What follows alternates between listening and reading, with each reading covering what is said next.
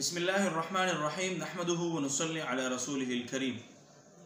اکثر ہمارے بھائی پوچھتے ہیں کہ بھئی ہمیں کوئی ایسا وظیفہ بتا دے، ہم غریبی کا شکار ہیں اور ہم قرض میں مبتلا ہیں، تو اس کے لیے کوئی ایسا مجرب وظیفہ بتا دے تاکہ ہم اس کو شروع کر لیں اور ہمیں مالداری نصیب ہو جائے اور ہم پہ جو قرض ہے یہ قرض جو ہے نا وہ ختم ہو جائے۔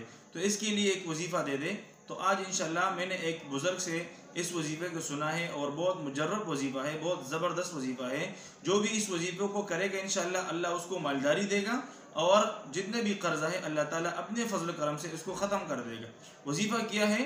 2 عمل ہے، اس کو ضرور کرنا ہے۔ ایک عمل یہ ہے کہ روزانہ ہر بندہ مغرب نماز کے بعد 3 مرتبہ درود شریف، پھر 101 مرتبہ اللہ الصمد، پھر آخر میں 3 بار درود شریف پڑھنا ہے۔ ایک وظیفہ ہے، اس کو معمول بنانا ہے۔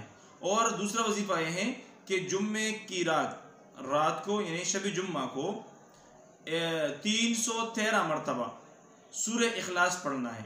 جو بندہ جمعے کی شب یعنی شب جمعہ کو 313 مرتبہ سورہ اخلاص پڑھے گا تو اللہ تعالیٰ اس کو مالداری دے گا، اپنے فضل سے حلال رزق اور دینداری دے گا۔ تو ان دونوں عمل کو جو بھی کر لے گا انشاءاللہ اللہ اس کو قرض سے نجات دے گا اور مالداری دے گا۔ تو ثواب کی نیت سے اس ویڈیو کو آگے شیئر کر لیں تاکہ اور غریب لوگوں کو بھی فائدہ ہو۔